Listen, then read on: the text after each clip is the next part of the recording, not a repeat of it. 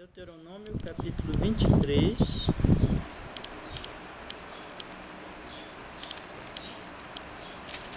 Quero ler só um versículo, tá? Que é dois versículos, aliás, desculpa. Que é o versículo 17 e o 18. Vamos ler, por favor.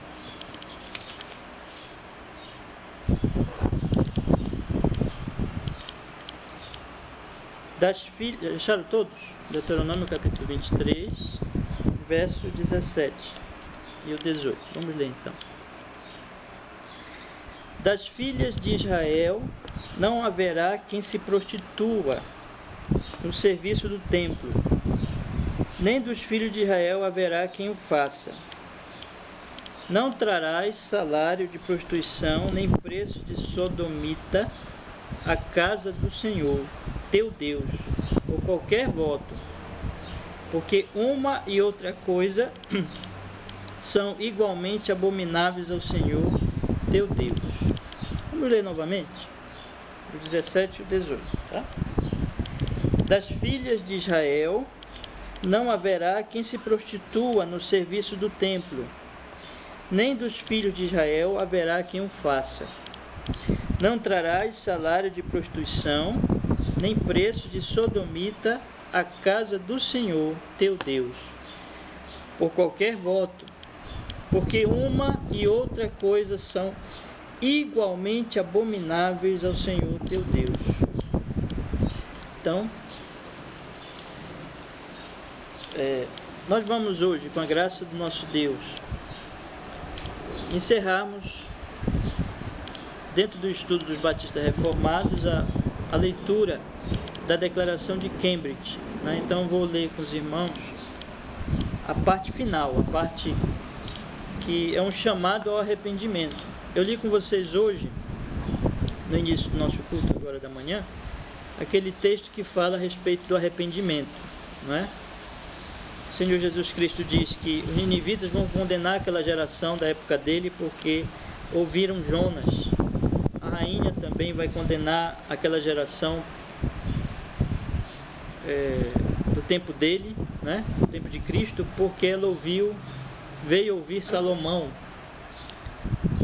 E aquelas pessoas ali estavam diante de quem era maior que Jonas, maior que Salomão, mas não se arrependiam, não paravam para conscientizar-se dos seus pecados, das suas abominações, da sua falsa religião, da sua hipocrisia, para ouvir o Senhor Jesus Cristo, para ouvir a sua palavra.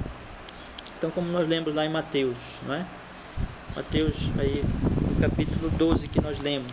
Então, só para relembrar, não precisa os irmãos lerem agora não, mas eu quero fazer a leitura aqui desse trecho rapidamente. Mateus capítulo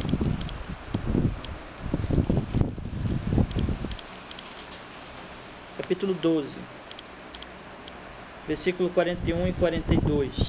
Ninivitas se levantarão no juízo com esta geração e a condenarão, porque se arrependeram com a pregação de Jonas. E eis aqui está quem é maior do que Jonas. A rainha do sul se levantará no juízo com esta geração e a condenará, porque veio dos confins da terra para ouvir a sabedoria de Salomão. E eis aqui está quem é maior do que Salomão. Depois ele conta que Satanás, o espírito imundo, ao sair, ele volta e se encontrar a casa vazia, a situação daquele homem se torna pior, porque ele traz outros 7 espíritos piores do que ele, mostrando, Jesus conclui dizendo, assim também acontecerá a esta geração perversa, quer dizer, vai acontecer pior com eles ainda do que ele já estava experimentando. A apostasia, o desvio, o afastamento da verdade ia aumentar. A luz ia se apagar ainda mais, as trevas iriam ficar mais firmes, mais reais, e a escuridão, portanto, a escuridão deles seria maior, cada vez mais. Depois o Senhor diz que a sua família são aqueles que ouvem a sua palavra. Então, todos esses textos, eles mostram que o arrependimento genuíno, sincero, e sobre isso nós vamos falar hoje, ele está ligado a ouvir Jesus Cristo, a ouvir a ele, que ele se coloca aqui maior do que o profeta Jonas, né? Maior do que Salomão, maior do que todos os profetas do Antigo Testamento. Ele é o profeta prometido por Moisés, que o povo deveria ouvir, né? Então ele é o verbo de Deus, ele é a palavra de Deus. Então o arrependimento sempre está associado com ouvir a palavra de Deus. Nunca uma pessoa se arrepende sem ouvir a palavra de Deus. Todos nós precisamos nos arrepender, né? E dentro do assunto do arrependimento, como nós temos ouvido aqui, o Senhor Jesus Cristo fala de Satanás, né? Quer dizer, que um homem que não se arrepende, Satanás, os demônios, os espíritos imundos vão ainda levá-lo a uma cegueira ainda maior. A mentira do diabo, a mentira do maligno, a obra de Satanás na vida daquele homem vai ser maior ainda, cada vez mais, à medida que ele passa o tempo e ele não se arrepende, ele vai se tornando cada vez mais duro de coração, cada vez mais apóstata, cada vez mais desviado da verdade de Deus. Mas nós temos, na verdade, 3 inimigos, que Satanás é apenas um desses inimigos que a palavra de Deus fala claramente. E nós já temos aqui visto isso em várias oportunidades, que os irmãos sabem. Nós temos o diabo, nós temos o mundo, que é esse sistema, esse século, esse tempo, onde o diabo é o príncipe, né? E nós temos também a nossa própria natureza pecaminosa, nosso próprio pecado interno, a nossa própria... o pecado habita em nós. De maneira, irmãos, que o arrependimento quer dizer um rompimento, também significa um rompimento com essas forças, né? É deixar de ouvir essas forças, porque o homem, antes de se arrepender, ele está dominado por essas forças. Ele está dominado pelo pecado, seu próprio pecado, pelo seu próprio coração perverso, mau, que ama a mentira, é a nossa natureza pecaminosa. Então o homem está dominado por essa natureza, vive por ela. Ele também está dominado por Satanás, que o tem na mão, que o conduz, que o conduz à incredulidade, à mentira. E o diabo, e o homem, a semelhança do primeiro casal que ouviu Satanás e pecou contra Deus, continua ouvindo Satanás. De cada geração continua ouvindo o diabo. E porque Jesus explicou, porque eles gostam do que o diabo gosta, porque eles são filhos do diabo, porque eles amam a mentira que o diabo apregoa, que o diabo ensina. Então eles seguem aquilo como quem vai beber água, né? Com muita ânsia, com muita vontade. Eles querem a mentira do diabo. Mas também existe o mundo. Então eles vivem dominados pelo que os outros pensam, pelo que os outros pecam, pelo que os outros fazem. Eles vivem dominados pelo pecado dos outros. Eles seguem a cultura pecaminosa à sua volta, né? Eles são influenciados por essas pessoas que amam as coisas erradas, e eles também querem agradar essas pessoas. Eles querem viver de acordo com a cultura mundana, pecaminosa. É o que nós podemos chamar de secularismo. Então nós temos essas 3 forças na vida, atuando completamente, com toda a potência, na vida do homem que não se arrependeu ainda. Mas essas forças também estão operando na vida, estão tentando, melhor dizendo, os cristãos também, né? Então essas forças, a natureza pecaminosa dele, do próprio cristão que ainda está lá, o diabo que continua tentando, e o mundo que continua também tentando o cristão. De forma que enquanto nós estamos aqui neste mundo, nós precisamos lutar constantemente. Isso aqui é uma batalha constante, né? Lutar contra a carne, lutar contra o mundo, lutar contra o diabo. Aqueles que são de Deus, eles vencem, porque maior é aquele que está em nós, como vai dizer a palavra de Deus, do que aquele que está no mundo, né? Então a graça de Deus, o poder do Espírito Santo, o apóstolo Paulo diz: andai em espírito e não satisfareis os desejos da carne. Maior é aquele que está em vós do que aquele que está no mundo, diz o apóstolo João, né? E o apóstolo Paulo também diz: não vos conformeis com este século, mas transformai-vos pela renovação do vosso entendimento, para que experimenteis a boa, perfeita e agradável vontade de Deus. Mas o nosso texto, a declaração de Cambridge, por isso que eu li esse texto aqui com vocês. Eu vou já explicar qual é a conexão desse texto que eu li com o que eu estou dizendo agora e com o que nós estamos estudando a respeito da mensagem da declaração de Cambridge. A declaração de Cambridge tem destacado um problema da igreja moderna, não é? Que eu espero que os irmãos já tenham captado, compreendido muito bem isso. Qual é esse problema? O problema do secularismo, o problema do mundanismo. O problema é que a igreja moderna, ela se transformou numa igreja, na verdade, mundana, né? O evangelicalismo moderno é mundano, perdendo então a essência do verdadeiro evangelicalismo, porque a essência do evangelicalismo genuíno e verdadeiro é o evangelho, resgatado, como nós lemos já, pela reforma protestante e que segue a verdadeira tradição bíblica, né? Que vem desde aqueles concílios antigos e assim por diante, que a igreja romana, nas suas tradições espúrias, foi pervertendo, foi se afastando cada vez mais da Bíblia, do ensino apostólico, do ensino da palavra de Deus, do ensino bíblico, porque o evangelho bíblico, é isso que eu quero dizer. E aqueles concílios antigos que interpretaram e definiram muito bem a doutrina bíblica. Então, com o passar do tempo, foi se acrescentando a isso doutrinas espúrias, falsas, tradições da Igreja Católica Romana, da Igreja Romana, que foi afastando cada vez mais o Evangelho genuíno. Então, evangélico quer dizer essencialmente isso, né? Evangélico quer dizer o quê? Quer dizer o resgate do Evangelho, principalmente naquela questão da justificação pela fé, que a Igreja Romana tinha pervertido completamente, colocado as obras e o mérito humano como uma forma de justificação, como nós já temos estudado. Mas, então, o evangélico está preso ao evangelho bíblico, ao evangelho genuíno, ao evangelho verdadeiro, ao evangelho da graça de Deus. O evangelicalismo moderno, ele traiu tudo isso. Ele fez com que esse evangelho se transformasse num evangelho de marketing. Ele se transformou as igrejas numa loja, em lojas e supermercados que querem ganhar clientes e que se submetem à vontade do freguês, como nós temos estudado já, de maneira que nós vamos pregar, nós vamos ensinar, nós vamos viver de forma agradável a este mundo anti-Deus, anti-Cristo, anti-Evangelho. Então nós vamos viver de acordo com eles, nós vamos agradá-los. E aí nós passamos a viver então dessa maneira, dessa forma. A declaração de Cambridge então é uma denúncia desse secularismo, é uma denúncia dessa submissão ao mundanismo. O mundanismo penetrou na igreja, fazendo o inverso daquilo que o Senhor Jesus Cristo disse, né? O Senhor Jesus Cristo disse: vocês são sal da terra, vocês são a luz do mundo.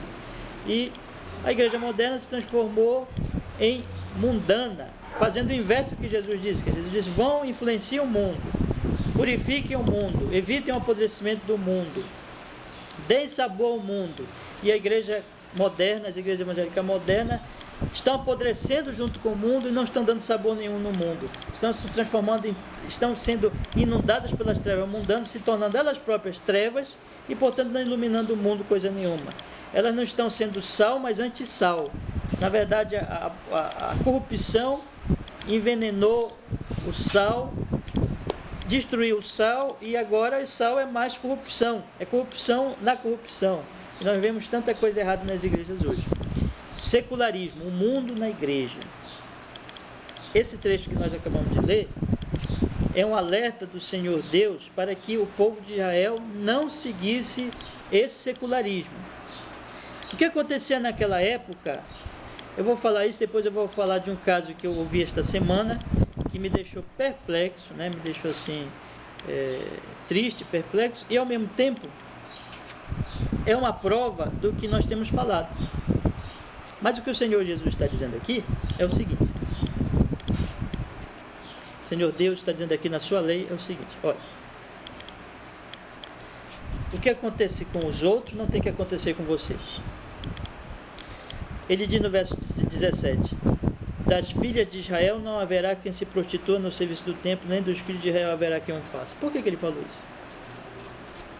Ele está falando aqui da prostituição cultual, prostituição no culto, que era uma coisa extremamente comum naquelas nações que o povo de Israel teria que ali invadir a terra deles, e aquelas nações que estavam ali e as nações em volta, né, elas praticavam isso normalmente. A prostituição cultual, ou seja, a prostituição como uma forma de culto. Havia prostitutas e prostitutos, né? Masculino e feminino, vou colocar assim, que praticava a prostituição no culto, nos rituais de fertilidade daqueles deuses, né? Então, isso era praticado, meus irmãos, pelos pagãos, por aqueles povos idólatras, aqueles povos que não tinham a lei de Deus, que não tinham a palavra de Deus. O culto do Senhor, o culto genuíno, o culto verdadeiro, é um culto santo, é um culto puro. Deus é santo, Deus é puro, e evidentemente que o culto a Deus tem que ser santo, tem que ser puro, né? Quanto mais conscientes nós estamos de quem é Deus, mais o nosso culto ele é santo, ele é puro. Quanto menos consciência nós temos de Deus, mais o nosso culto é profano, é impuro. Tudo isso a Bíblia mostra. Em outras palavras, aquelas pessoas não conheciam a Deus, aquelas pessoas dessas nações pagãs não conheciam a Deus. Os deuses, há uma fome no homem, a própria consciência do homem faz ele buscar a divindade. Mas nunca, a não ser que Deus se revele, eles descobrirão o verdadeiro Deus. Então, se eles não têm o conhecimento do genuíno, do verdadeiro Deus, eles começam a criar deuses para si. E esses deuses são de acordo com eles. Vocês pegam, por exemplo, os deuses pagãos, e vocês vão ver que os deuses pagãos não tem nada de puro, não tem nada de santo. São deuses à imagem e semelhança dos seus criadores, dos seus inventores, né? Quando a Bíblia diz assim, que Deus criou o homem à sua imagem, à sua semelhança. E entre outras coisas que está ali a imagem e semelhança de Deus está o quê? A santidade. Deus criou o homem santo. Deus criou o homem amante do que Deus ama. E Deus ama a santidade. Com a entrada do pecado e com a tendência cada vez maior dos homens aborrecerem o verdadeiro conhecimento de Deus, como o apóstolo Paulo fala em Romanos 1, que os homens abandonaram o conhecimento de Deus na criação, na própria consciência, também ele fala no capítulo 2, né? Sobre a consciência, e eles abandonaram isso, e o que Paulo diz? Eles passaram a adorar a criatura em lugar do Criador. Eles passaram a inventar Deus do que não é Deus. Evidentemente que esses deuses, sendo criação deles, sendo invenção deles, usando assim uma comparação, assim como Deus criou o homem à imagem e semelhança dele, Deus santo, assim também os homens no pecado, deixando o Deus verdadeiro, começaram a inventar deuses também à sua imagem e à sua semelhança. Deuses pecadores, deuses impuros, deuses que satisfazem o seu ego pecaminoso, né? Satisfazem o seu amor ao pecado.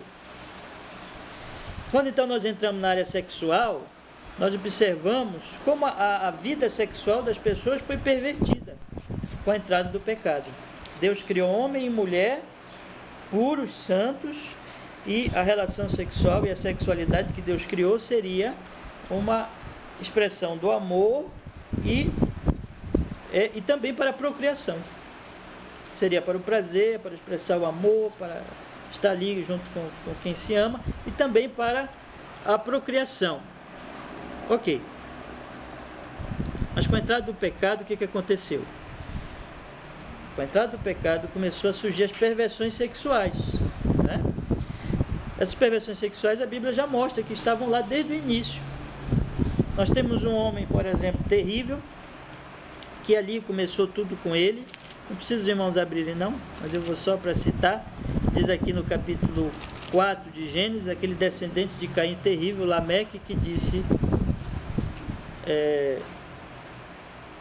versículo 19, Lameque tomou para si 2 esposas.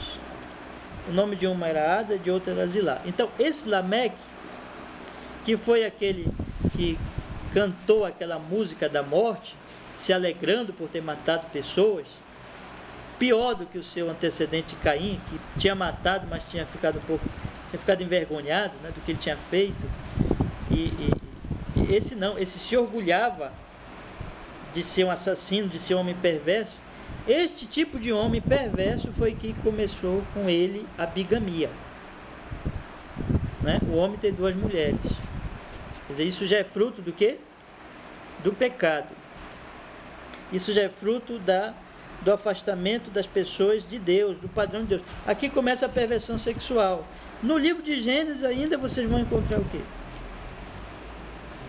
Vocês vão encontrar no capítulo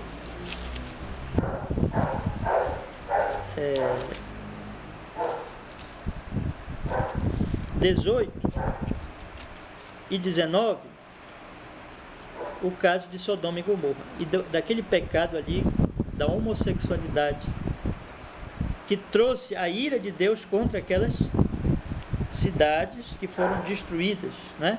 Pelo fogo de Deus, pela ira de Deus. Então o que nós temos aqui? A demonstração bíblica é que os homens, deixando a pureza sexual, o sexo não é pecado, o sexo é uma criação de Deus, é puro, é santo. E depois o casamento, vejam só, o casamento monogâmico, santo, puro, vai expressar a grande noiva que é a igreja, e o grande e supremo noivo que é quem? Cristo. Então não há nada de pecaminoso na união do homem e da mulher, no casamento e no tudo que acontece no casamento, no leito conjugal, na pureza da sexualidade humana. Deus criou essas coisas, então Deus criou o casamento, e dentro do casamento a relação sexual, a procriação de filhos. Deus fez tudo isso. Então tudo isso é puro, tudo isso é santo, tudo isso é Deus ali, e Deus expressa no casamento a relação entre Cristo e a igreja, mostrando a pureza de tudo isso e de tudo naturalmente que acontece no casamento.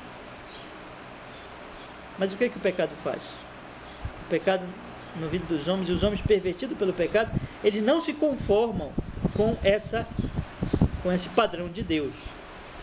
Eles então tomam tudo isso, e o que eles fazem? Eles começam a perverter. Bigamia, depois poligamia, relações sexuais com homens e homens, homem e homem, mulher, mulher. Todas essas coisas são que perversões da sexualidade santa, legal, verdadeira, de Deus, dentro da sua lei, dentro da sua vontade. E isso então é uma perversão. Quando então eles vão para a religião, e esse é o meu ponto, e eles vão criar os seus deuses e a sua religiosidade, o que eles fazem? Eles transferem essas perversões, na qual a sexualidade é apenas um exemplo delas, mas aí tem várias outras perversões, né? Mas aí você pega então essa sexualidade pervertida, invadida pelo pecado, tirada toda a pureza, cheia de impureza, cheia de pecado. Aí eles criam deuses que vão satisfazer essas coisas. Eles criam deuses que vão satisfazer a sua luxúria, o seu pecado, né? A sua imundície sexual. Eles vão criar exatamente essas perversões cultuais. Então eles vão levar isso. Aliás, eu nem citei aqui, né? Entre essas perversões sexuais, nem citei junto com elas, já citei bigamia, poligamia, a homossexualidade, mas também a prostituição, né? Que é aquele sexo fora do padrão de Deus, fora do casamento. E as prostitutas, então, elas vão ser levadas, a prostituição, e as prostitutas e os prostitutos, e a prostituição, né, vai ser levada para o culto. Quer dizer, nós vamos criar, os homens vão criar deuses que satisfazem isso. Observem bem, meus irmãos, que tudo isso é muito atual no mundo de hoje, fora e dentro das igrejas, tá? Então eles vão criar deuses que satisfazem o seu coração mau, deuses que amam a prostituição e que amam todas essas perversões sexuais. Então aí vai entrar a prostituição, a homossexualidade, todas essas coisas. E aqueles deuses, eles vão aceitar todas essas perversões sexuais e todas essas aberrações sexuais, fora do padrão de Deus. É isso que acontecia naquelas nações. Quer dizer, deuses criados por homens, à sua imagem, à sua semelhança. Deuses criados tão impuros como seus criadores.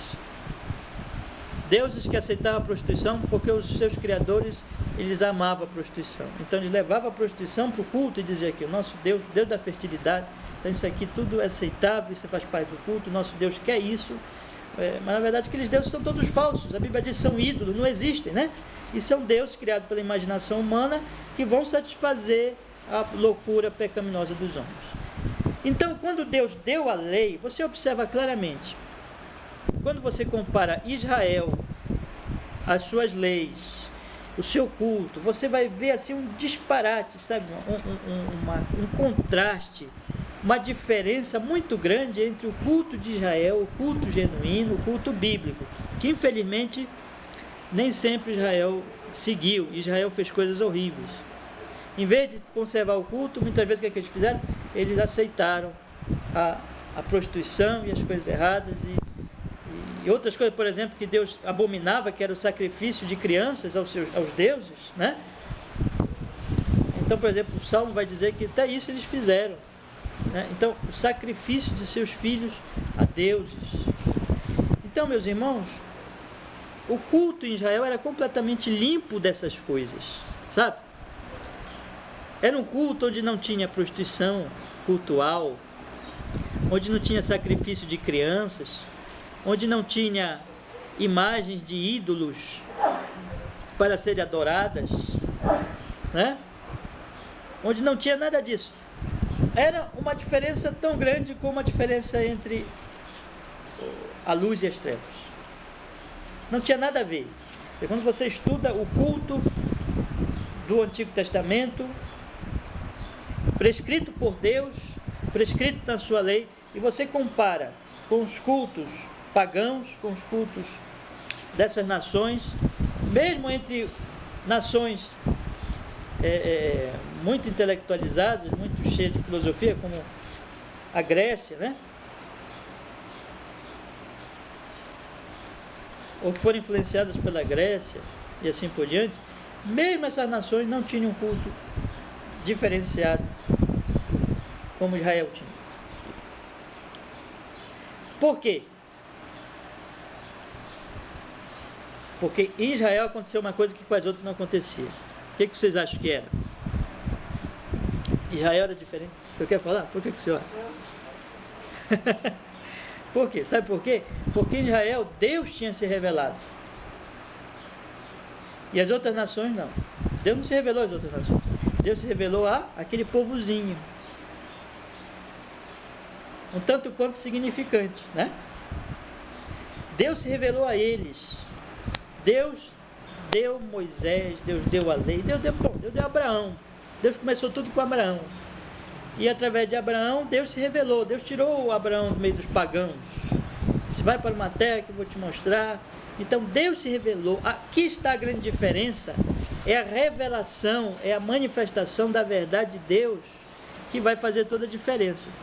Você vai observar que é isso que o Senhor Jesus Cristo está dizendo, por exemplo, lá naquele texto que eu iniciei o culto, que eu li há pouquinho, uma parte, Mateus capítulo 13, quer dizer, eu sou maior do que Jonas, eu sou maior do que... Quer dizer, mas Deus já estava se revelando por aqueles profetas, mas veio a revelação maior, que era quem?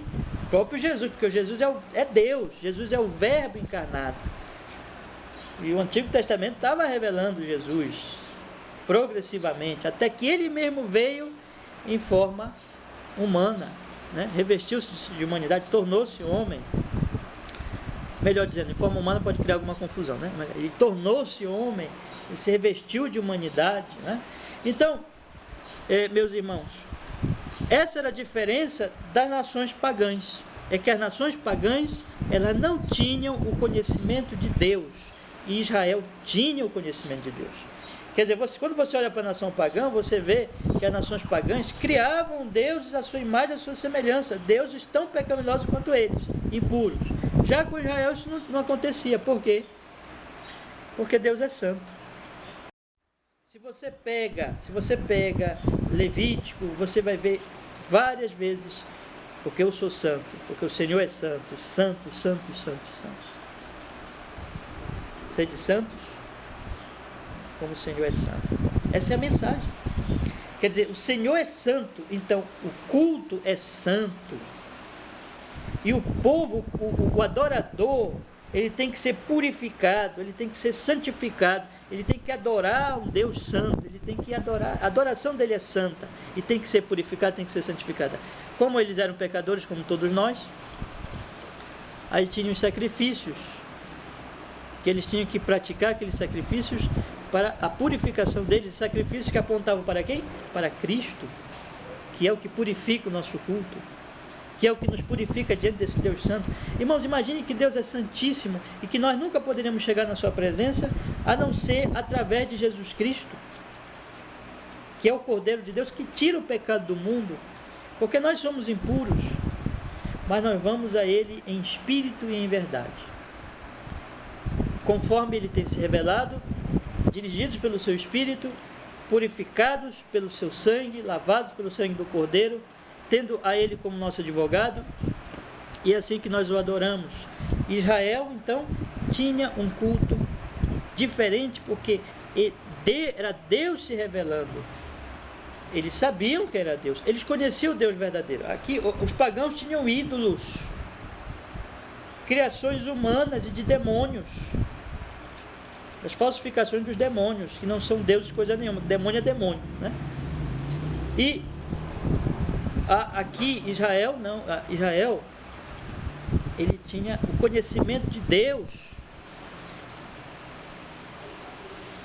Os ídolos, criaturas humanas ou falsificações demoníacas, tudo isso aqui é falso, mas Deus é Deus.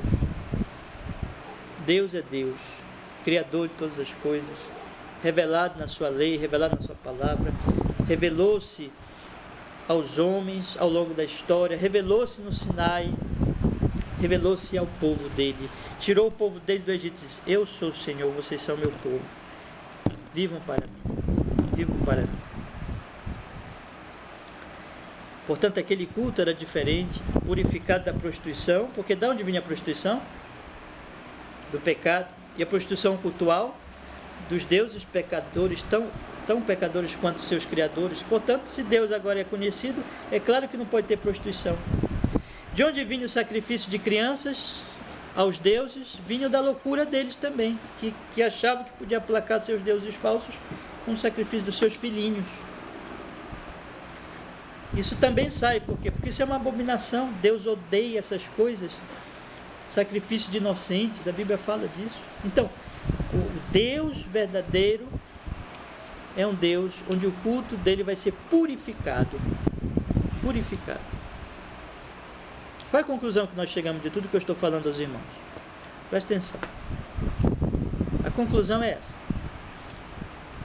Depois tem uma implicação sobre o assunto que nós temos falado. Mas primeiro vamos à conclusão. A conclusão é que quanto mais eu conheço a Deus, mais o meu culto é verdadeiro. Certo? Consequentemente, quanto menos eu conheço a Deus, menos o meu culto é verdadeiro. Quanto mais eu conheço a Deus, mais o meu culto é cristão, genuinamente cristão, bíblico, evangélico, de acordo com o Evangelho. Quanto menos eu conheço a Deus, menos o meu culto é cristão, bíblico e evangélico. E mais, quanto menos eu conheço a Deus, mais o meu culto é pagão. Pagão. Quanto mais eu conheço a Deus, mais o meu culto deixa de ser uma criação minha. Porque o Deus que eu conheço é o Deus verdadeiro, é o Deus que se revelou. Eu não inventei a Ele. Ele é, e Ele se revelou. É como se eu chegasse aqui, só para dar uma ilustração bem fraquinha, mas que pode ajudar um pouquinho. Vocês nunca me conhecessem e eu tivesse primeiro mandando uma cartinha para você dizer assim: eu sou assim, assim, assim, eu estou me revelando. Ou eu existo, eu estou me revelando. mas depois eu mesmo chegasse e dissesse assim, eu fui que escrevi a carta e eu estou aqui. A revelação seria maior, ou seja, eu estou me revelando. Eu sou eu, de fato. Diferente de se algum de vocês aqui inventasse uma outra pessoa e fizesse uma carta em nome de uma pessoa inexistente. Isso aí seria uma invenção, seria uma fantasia, essa pessoa não existiria.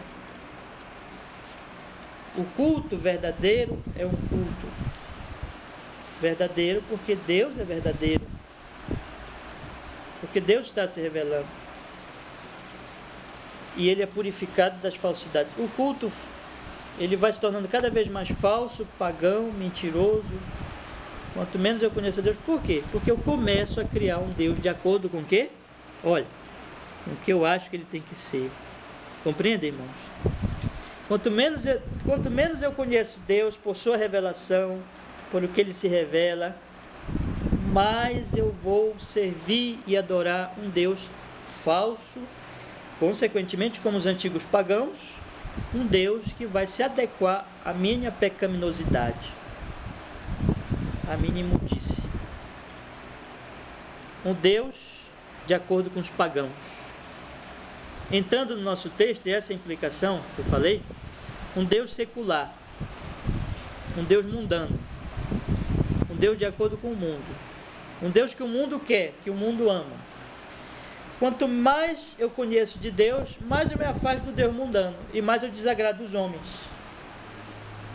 Mais eu desagrado este século e este mundo. Quanto menos eu conheço a Deus, menos eu agrado o próprio Deus, que eu não conheço, e mais eu agrado este mundo, porque eu vou criar uma versão de Deus que agrade a eles, como os pagãos criavam seus deuses, onde podiam até colocar prostituição, porque aqueles deuses, eles eram deuses adequados ao seu pecado, aceitavam aquela prostituição como coisa fazendo parte do culto. Um Deus, quanto mais eu conheço a Deus, menos eu sou mundano. E menos eu faço um culto mundano e agradável aos mundanos. Quanto mais eu conheço a Deus, menos eu sou mundano e menos eu faço um culto agradável aos mundanos. Quanto menos eu conheço a Deus, mais mundano eu sou. E o meu culto mais agradará aos mundanos, aos pagãos. Por exemplo, quanto mais eu conheço a Deus, mais o meu culto é sério, santo, puro. Deus é central naquele culto e Ele é o adorado. Quanto menos eu conheço a Deus, mais o meu culto é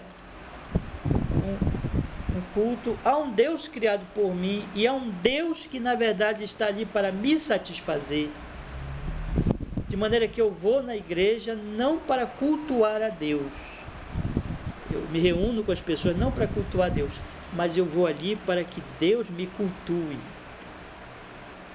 para que Ele satisfaça os meus desejos egoístas. Quanto mais eu cultuo a Deus, mais eu estou disposto a sacrificar tudo, até a minha vida por Ele, se for preciso, porque eu amo. Quanto menos eu conheço a Deus, menos estou disposto a sacrificar de mim mesmo. Eu amo a minha vida, eu sou meu Deus. Isso vai se refletir no culto, porque o culto vai ser, se eu conhecer a Deus, o culto vai ser teocêntrico, Deus vai ser o centro, e ali é Ele que tem que ser adorado. Se eu não conheço a Deus, o culto vai ser antropocêntrico, eu quero ser adorado, e ali eu vou querer ser satisfeito.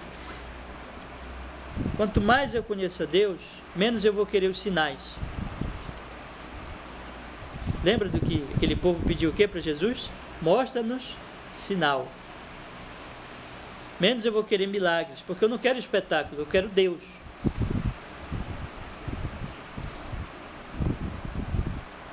Eu já estou satisfeitíssimo com o próprio Jesus. Jesus estava ali diante deles, eles querem sinais. Quanto menos eu conheço a Deus, mais eu quero sinais. Quanto mais eu conheço a Deus, menos eu quero prosperidade material. Não é que ela seja errada ou pecaminosa, como eu já estudei semana passada. Mas isso não vai ser o quê? Meu Deus. Quanto menos eu conheço a Deus, mais eu quero prosperidade material e menos eu quero Deus. Deus vai ser um trampolim para eu chegar no que eu quero de fato. O que é que eu quero? Eu quero prosperidade, eu quero cura, prosperidade, solução dos meus problemas. Deus é apenas um trampolim, Deus é apenas uma escada, Deus é apenas um meio para que eu alcance essas coisas. Como esse Deus não existe, Deus não é meio para nada disso, mas eu crio um Deus assim. É um Deus pagão. Aí eu digo que eu estou adorando o Deus da Bíblia. Como Jesus não é isso, mas eu crio um Jesus assim. Aí eu digo que eu estou adorando Jesus da Bíblia. Eu falo de Jesus toda hora. Jesus, Jesus, Jesus, Jesus, Jesus. Mas o Jesus que eu falo não é o Jesus da Bíblia, é o Jesus pagão. E esse Jesus e esse Deus vai agradar a todo mundo, irmãos. Sabe? A comunidade mundana, a sociedade mundana ante Deus não vai ficar chateada, não. Vai ficar satisfeita. E talvez venha para a minha igreja aos montões. Porque eu estou fazendo tudo de acordo com o anseio e o pecado deles. Mas tudo isso, no final das contas, o que é? Paganismo, secularismo, mundanismo, religião pagã, demoníaca, carnal, pecaminosa, e que logo, logo sobre ela descerá o que? O juízo de Deus. Jesus disse, nos dias do juízo, vai se levantar os ninivitas e vão acusar vocês. E Jesus estava falando com gente que se achava muito religiosa, que cultuava a Deus, mas que não conhecia Deus. Jesus fala do juízo. Então, meus queridos irmãos, esse texto, ele está cheio de tudo isso que eu estou falando para vocês aqui. Quando o Senhor Deus diz assim, até virou a página aqui, Deuteronômio 23. Observem, das filhas de Israel não haverá que se prostitua no serviço do templo. Isso tem que ser tirado. Prostituição é impureza. Prostituição tem que ser tirada do culto. Culto a Deus não pode, porque Deus é puro. Prostituição é uma coisa abominável. Então tirem isso. Nenhuma das suas filhas vão se prostituir no culto. Não vai ter prostituto cultual, nem dos filhos de Israel haverá quem o faça. Nenhum, nem rapaz nem moça fará isso, nem homem nem mulher. Porque a prostituição é impura. Então, o culto será puro, e isso é incompatível com o culto santo a Deus. São coisas absolutamente incompatíveis. E vocês não vão trazer dinheiro, porque esse é o sentido do versículo 18. Observe o versículo 18 que diz assim: não trarás salário de prostituição, nem preço de sodomita à casa do Senhor. Ou seja, não venha para trazer um salário para aquelas prostitutas ou para aqueles prostitutos. Era isso que acontecia. As pessoas traziam salário, né, para aquele culto, aquela prostituição que era tudo misturado com culto pagão, e as pessoas pagavam, davam, traziam dinheiro. E o Senhor disse: não façam isso, que não tenham nem as prostitutas e que ninguém venha com esse dinheiro, com esse salário, com essa oferta. E o Senhor diz: por qualquer voto, nenhum voto pode purificar uma coisa dessa. Nenhum voto, por mais que pareça santo, puro, pode purificar isso. Deus não aceita isso, então não tragam isso por qualquer voto. Aí ele explica por quê. Porque uma e outra coisa são igualmente abomináveis ao Senhor. Olha aí, teu Deus, teu Deus, teu Deus. É abominável para Deus. Portanto, é incompatível ter prostitutas ou prostitutos. É incompatível trazer oferta para prostitutas, salário para prostitutas ou salário para prostitutos. Tudo isso é incompatível com o culto ao Senhor teu Deus. Mas isso não era uma coisa praticada lá fora pelas outras nações ativamente, regularmente, comumente? Isso não fazia parte da cultura? Sim. Mas isso era abominável ao Senhor. E o Senhor diz: não façam isso.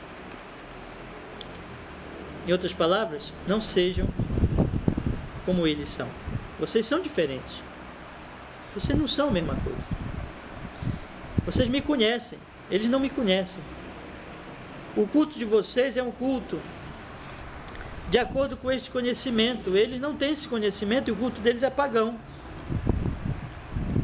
Portanto, não façam isso. Isso é incompatível, isso é abominação.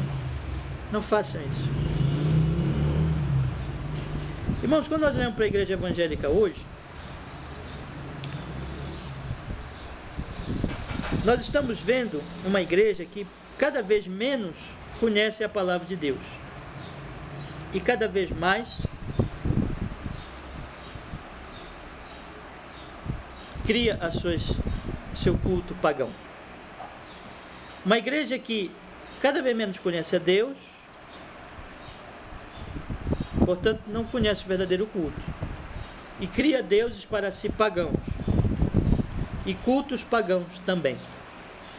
Uma igreja onde você vê que o culto, ele, pagão, cada vez mais né? Então vai se pervertendo e se perdendo cada vez mais, ao ponto de, por exemplo, eu já ter dito aqui um caso que eu vi na internet, de um pastor, entre aspas, não é pastor, se mergulhar num rio cheio de dejetos humanos e dizer que aquilo era uma ordem de Deus, que ele estava sacrificando e que aquilo era estava orando pelas pessoas. Eu já nem me lembro mais dele, parece que ele levava pedido e mergulhava junto com os pedidos, dizendo que aquilo ali era Deus tinha mandado ele e estava sacrificando. Mas essa semana eu vi uma aberração que eu acho que é até pior. Eu não sei se aconteceu essa semana. Bom, na internet eu vi essa semana, mas eu acho que isso já tem alguns dias, não sei. O que foi que eu vi? Uma jovem, garota de programa,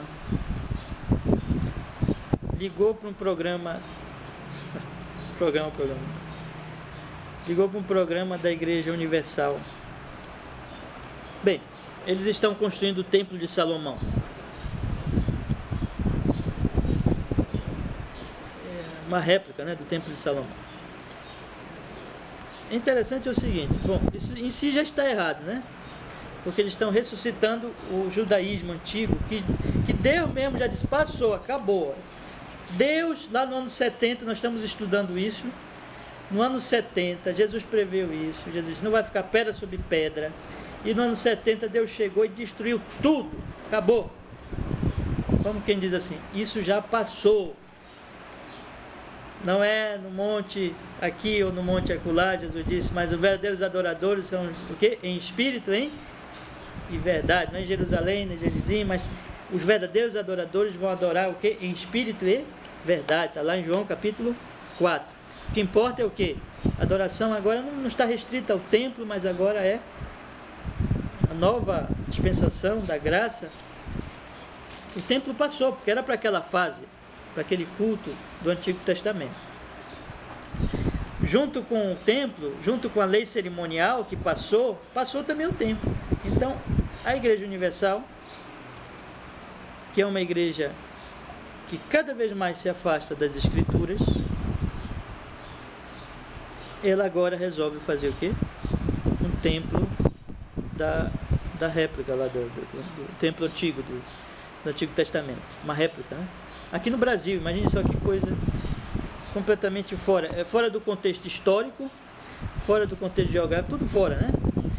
Mas é aquele culto idolátrico mesmo de alguém que quer fazer o que quer fazer. Nós vamos, exatamente, Deus destruiu, mas nós vamos construir. Quer dizer, uma rebelião decidida contra Deus e dizendo que é para cultuar Deus. Mas por que essas pessoas fazem isso? É porque essas pessoas não ouvem a Deus. É porque essas pessoas não conhecem a Deus. Não conhecem a Deus, por isso querem criar um culto, olha só. Tudo que nós estamos falando aí. Criar um culto pagão. A partir do momento que você quer criar uma réplica de uma coisa que já passou, você está fazendo o culto que Deus não prescreveu, é pagão. Não vem de Deus. Não é prescrição de Deus. É vontade humana. E é claro, aí tem a questão da glória humana, né? Porque quanto mais a igreja se afasta da glória espiritual, da palavra, onde o culto, irmão, pode ser feito aqui, como nós estamos fazendo aqui, neste local, que é um local, vamos dizer, não temos nem paredes aqui, não temos, é um local muito simples, onde nós nos reunimos aqui, a nossa congregação. O local não importa, a glória externa, o objeto, o templo, o material, o edifício, isso não é que seja errado, tá, irmão? Vamos entender mal, não é que seja errado a gente querer um local, um prédio, mas ele é circunstancial, ele é, como é que eu posso dizer? Ele não é a parte primordial, essencial do culto. O culto é espiritual e o local não é essencial. O local é só o local onde o povo se reúne. Mas à medida que a igreja vai se afastando, as igrejas vão se afastando da palavra, elas vão também perdendo a glória espiritual do culto, que é a pureza, que é a santidade, que é a solenidade diante de Deus Santo, e vão querendo cada vez mais aquilo que, olha, eu posso ver, eu quero ver. Eu quero ver. Eu não me conformo em não ver. Por isso que o culto romano também é muito o quê? Quero ver. Por exemplo, um dia desse eu ouvi um padre, né? Ele dizia assim, o culto protestante é um culto sala de aula. Lá o pastor, a Bíblia, o púlpito e o povo lá. O culto sala de aula. Que culto, como quem diz assim, que culto mais feio.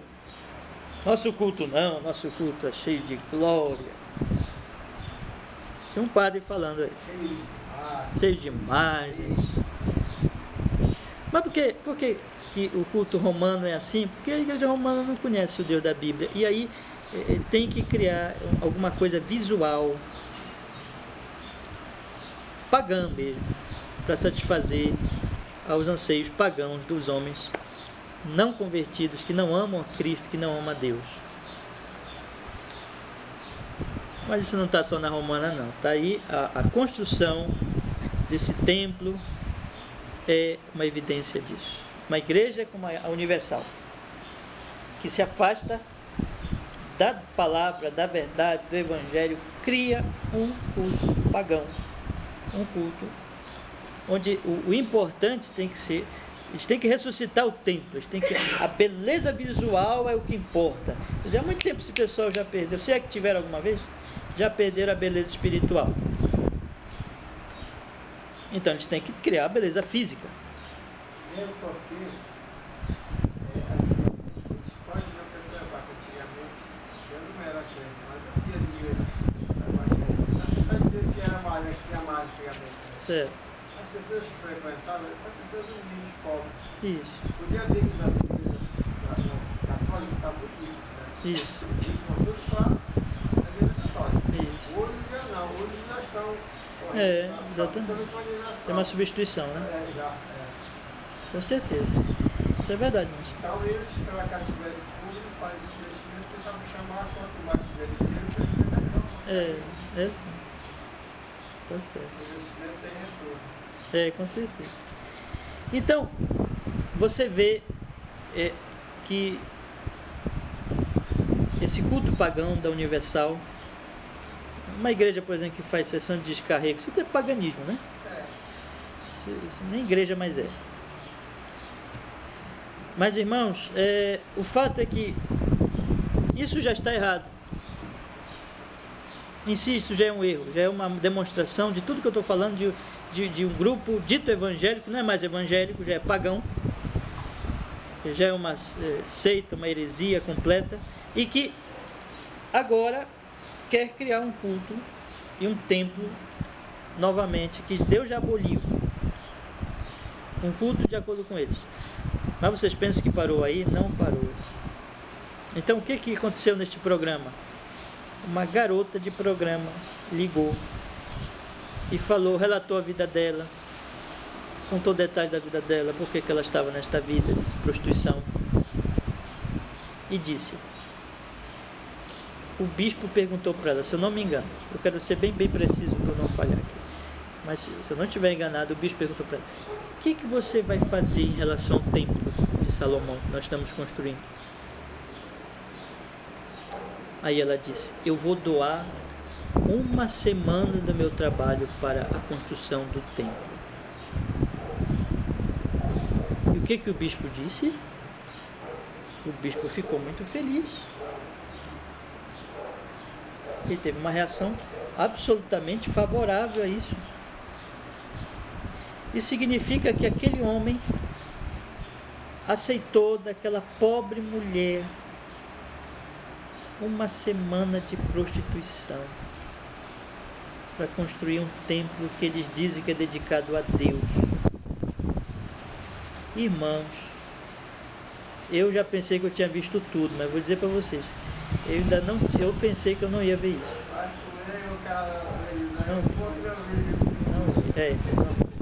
Olha, eu pensei que eu já tinha visto tudo, mas isso foi tão absurdo que eu disse: eu não posso deixar de falar para meus irmãos isso, para mostrar este exemplo absurdo.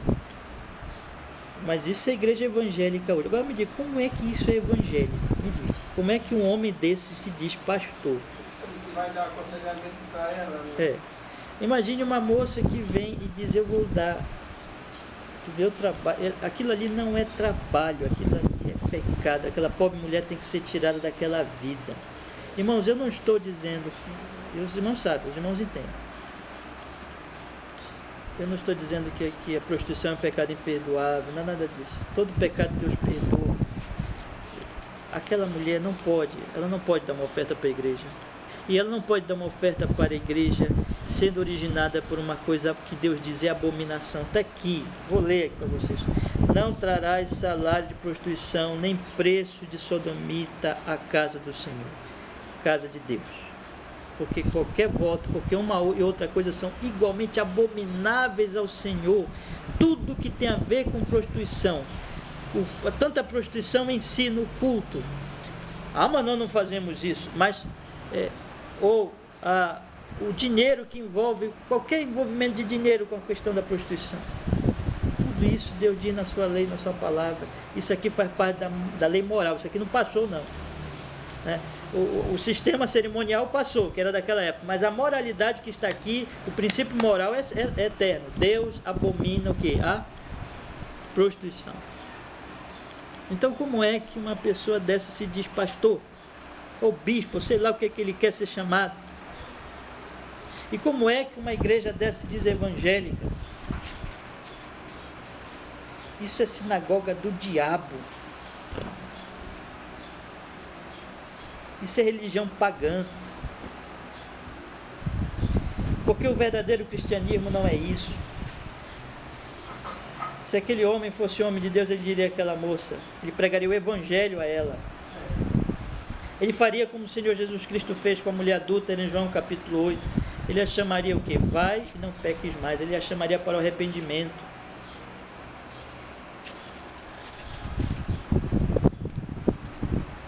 Jesus Cristo chamou as mulheres desse tipo de vida, que viviam nesta vida, para o arrependimento. Jesus chamava todos ao arrependimento. Mas aceitar a oferta, aceitar um dinheiro, uma semana de trabalho, o que ele está fazendo, irmão Sidão? Ele está dizendo que isso é certo. Que é certo se prostituir, desde que é aquela história, mas isso não é um problema só do Universal, isso é um problema de toda essa gente que está aí se dizendo evangélico. Pragmatismo.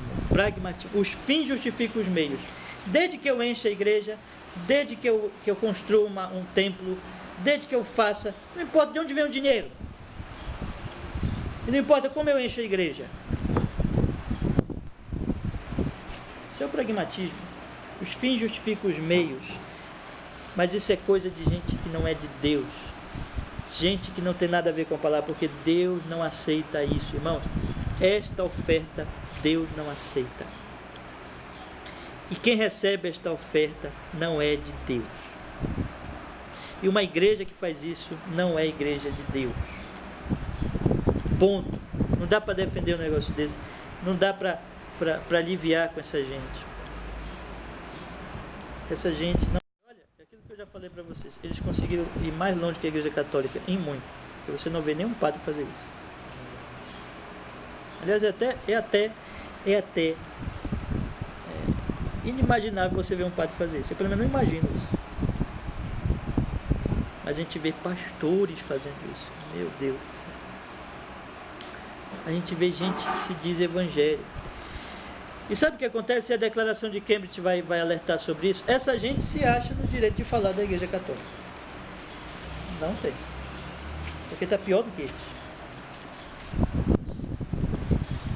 É claro que a Igreja Católica teve coisas terríveis aí na sua história, né? Inclusive nessa área sexual.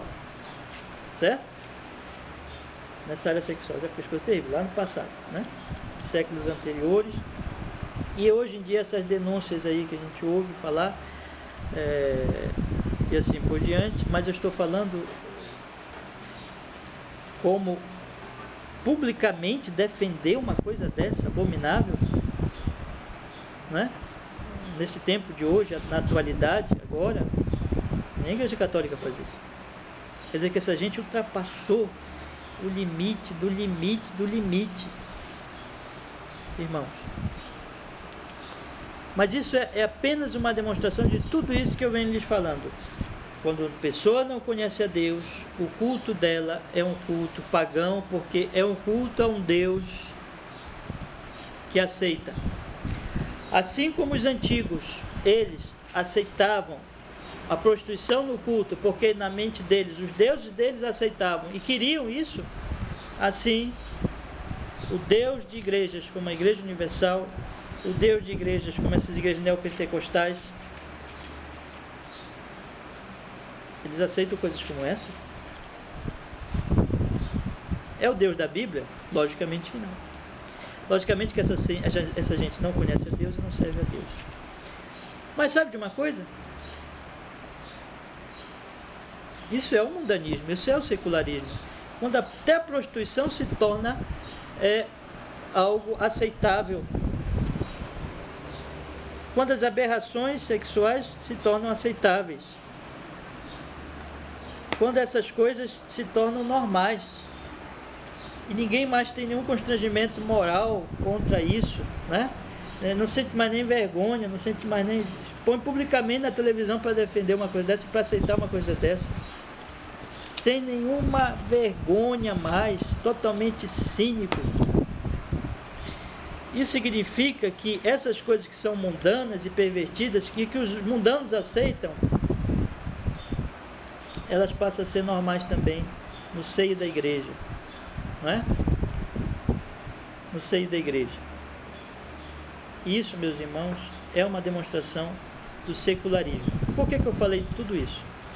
Para demonstrar com um exemplo prático, bíblico, doutrinário e prático, dei um exemplo para vocês aqui na prática, de alguma coisa que a declaração de Cambridge vem alertando. E olha que eu tenho certeza que quando esses irmãos escreveram isso aqui, eles não imaginaram que uma coisa dessa podia acontecer numa igreja evangélica. Eles estavam se voltando contra alguma coisa que não estava, talvez, nem perto disso que nós estamos vendo já. Essa declaração foi feita em 1996. Então, de lá para cá, eu não sei como a situação está nos Estados Unidos, porque essa declaração é de lá, né? Mas de lá para cá, e o Brasil foi muito influenciado por essa apostasia americana, porque os apóstolos vieram para cá e perverteram as igrejas daqui, né? Isso vem acontecendo. Eu não sei como é que está lá. Se tem alguma coisa desse nível lá. Bom, lá já tem igrejas que aceitam pastores homossexuais, né? Então, é uma perversão tal qual, né? Mas uma coisa assim, como essa que eu vi, isso que eu estou falando para vocês, eu não sei se acontece lá assim. Então, um programa de televisão. Nós estamos vendo isso aqui, meus irmãos. E sabe de uma coisa? Tem gente que vai dizer assim, mas o que é que tem de mais? Isso é uma oferta. A consciência das pessoas já caiu tanto de ditos evangélicos que eles vão dizer coisas assim, o que é que tem de mais? Isso é uma oferta. Depois o pastor vai ajudar aquela moça a sair daquela vida. As coisas mudaram. Ou então vão dizer assim, você está julgando. Olha só, a moça está dando uma oferta, você ainda está julgando. A boa vontade, o amor. Eles querem fazer um templo para Deus. Tem gente que vai sair com essa argumentação absurda. Verdade, né? Então, meus irmãos, mas eu estou dando esse exemplo só para mostrar para vocês que é por aí mesmo. Quer dizer, essa gente toda é um exemplo claro desse secularismo. Mas vamos ler a declaração rapidamente, para a gente ver a essência, e eu vou pelo menos iniciar a parte do arrependimento. Eu tinha que falar tudo isso hoje, para a gente ilustrar, e vai nos ajudar também. Eu vou só ler rapidamente para vocês tomarem a essência do que nós já ensinamos, tá bom? Que nós já estudamos aqui. As igrejas evangélicas de hoje estão cada vez mais dominadas pelo espírito deste século, em vez de pelo espírito de Cristo. Como evangélicos, nós nos convocamos a nos arrepender desse pecado e a recuperar a fé cristã histórica. Perceba que, na verdade, é um chamado ao arrependimento, né? Essa declaração. No decurso da história, as palavras mudam. Na época atual, isso aconteceu com a palavra evangélico. No passado, ela serviu como elo da união entre cristãos de uma diversidade ampla de tradições eclesiásticas.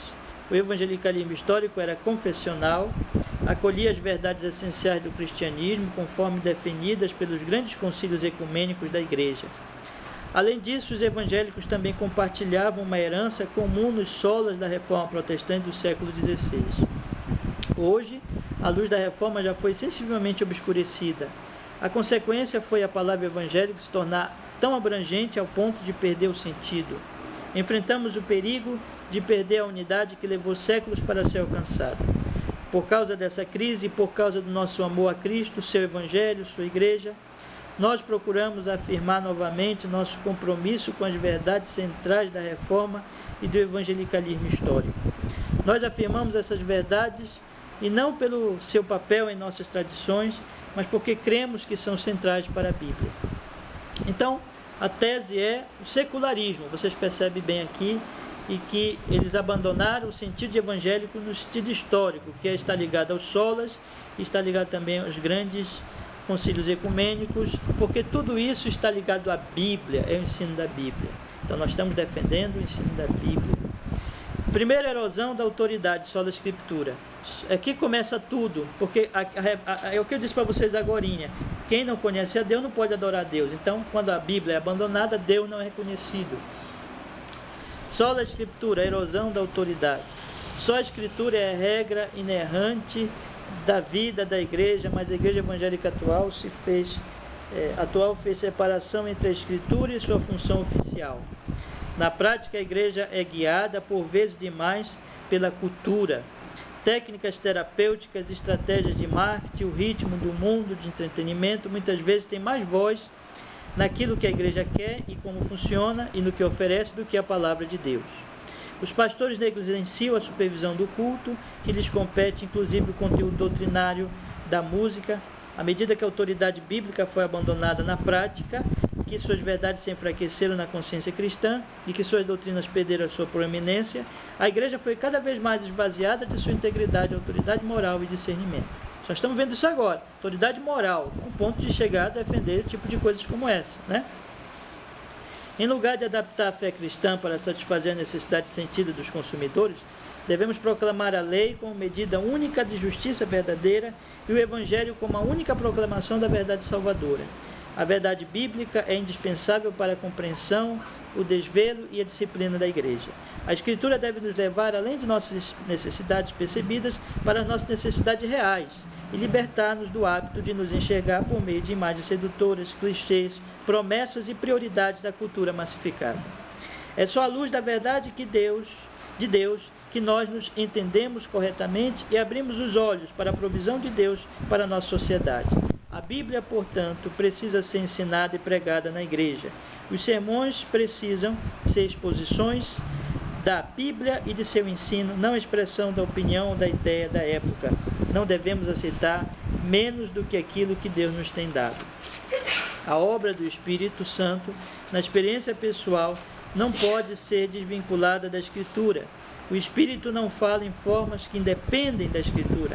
A paz da Escritura nunca teríamos conhecido a graça de Deus em Cristo. A palavra bíblica não é experiência espiritual, é o teste da verdade.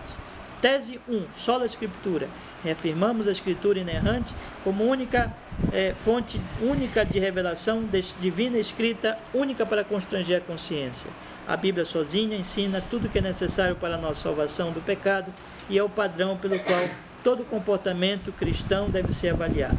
Negamos que qualquer credo, concílio ou indivíduo possa constranger a consciência de um crente, que o Espírito Santo fale independentemente dele ou contrariando o que está exposto na Bíblia ou que a experiência pessoal possa ser veículo de revelação.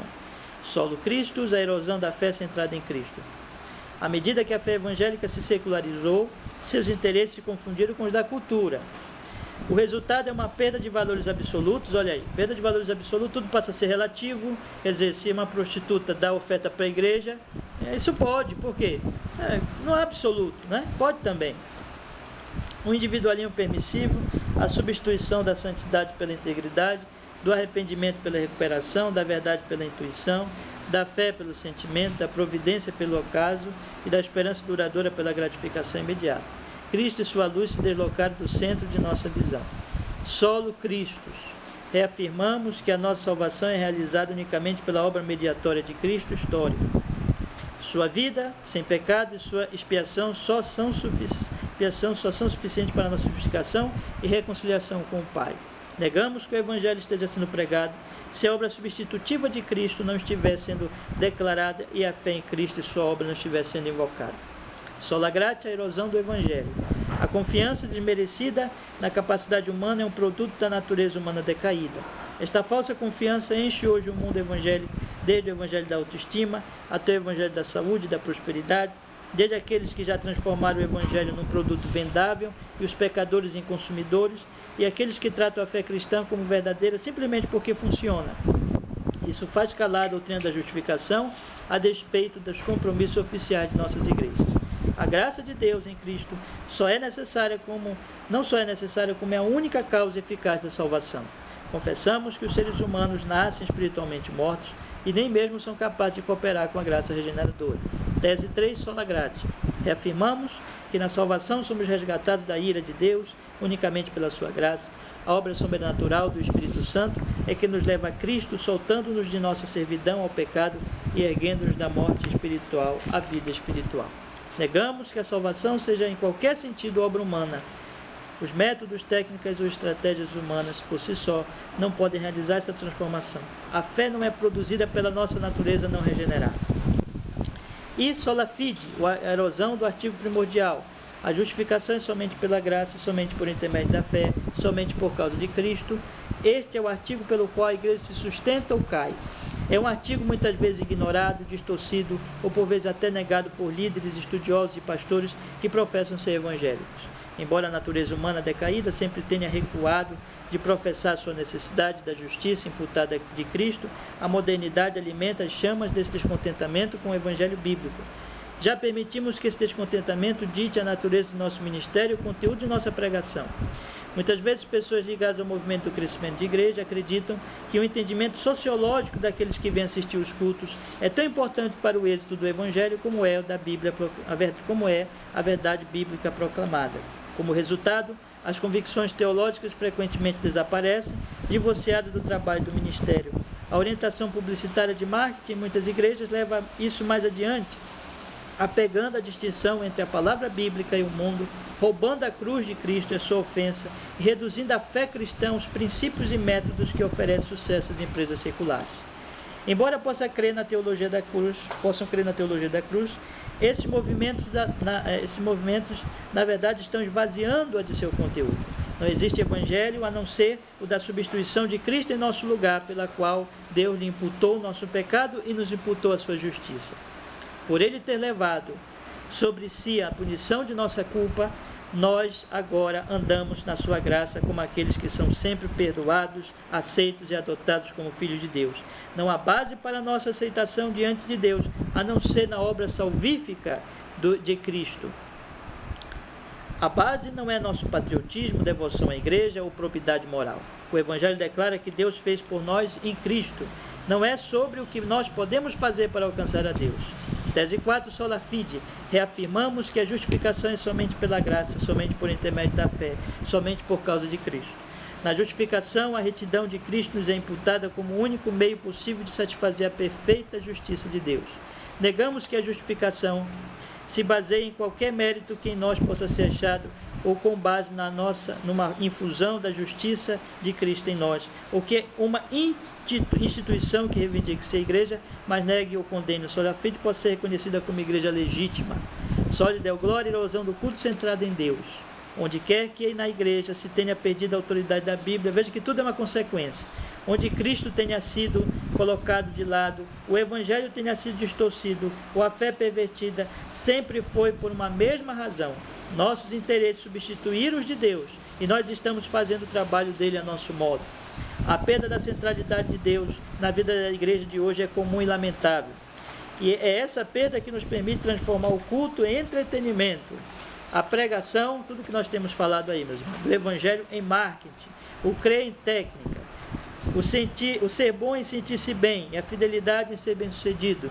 Como resultado, Deus, Cristo e a Bíblia vêm significando muito pouco para nós e têm um peso irrelevante sobre nós. Deus não existe para satisfazer nossas ambições humanas, os desejos, apetites de consumo ou nossos interesses espirituais particulares. Precisamos nos focalizar em Deus, em nossa adoração, e não em satisfazer nossas próprias necessidades. Deus é soberano no culto, não nós.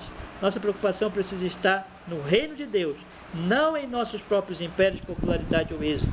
Tese 5, Soli Deo Glória. Reafirmamos que, como a salvação é de Deus, realizada por Deus, ela é para a glória de Deus, devemos glorificá-lo sempre, devemos viver nossa vida inteira perante a face de Deus, sob a autoridade de Deus e para a sua glória somente. Negamos que possamos apropriadamente glorificar a Deus se nosso culto for confundido com entretenimento, se negligenciarmos ou a lei, o Evangelho, nossa pregação, ou se permitirmos que o afeiçoamento próprio, a autoestima e a autorrealização se tornem opções alternativas ao Evangelho. Então, é um chamado ao arrependimento. Um chamado ao arrependimento e à reforma. É isso tudo que essa tese é. Entendeu? Nós vamos deixar para a semana que vem, para nós lermos essa parte. Não deu para eu concluir, porque eu queria fazer um fechamento bíblico, e eu acho que esse propósito eu cumpri hoje. Mostrei na Bíblia, e mostrei o que é o culto verdadeiro, e mostrei, na verdade, o que esse texto está mostrando, né? O problema é desconhecimento de Deus, secularismo, e precisa haver um arrependimento. Precisamos chamar arrependimento e a reforma. Então, semana que vem os irmãos tragam, então vamos ler esse trecho final e tirar algumas conclusões sobre essa necessidade de arrependimento e da fé. Fechando, então, a graça de Deus, esse estudo da declaração de Cambridge. Amém? Alguma dúvida? Vamos orar, meus irmãos.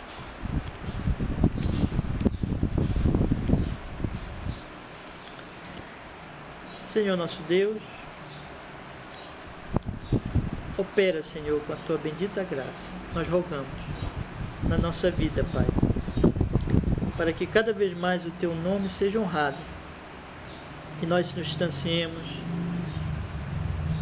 da mentira. O Senhor se revele a nós, nós te conheçamos, nós te adoramos segundo a Tua vontade. Nos afastemos, Senhor, pela Tua graça, de todo o paganismo, de toda a mistura do paganismo com o cristianismo. Nós rogamos isso em nome de Jesus, Senhor. Tenha misericórdia de nós, tenha misericórdia desse país, que o Teu Espírito seja derramado. Nós pedimos em nome de Jesus, Senhor. Amém e amém. Amém, meus irmãos?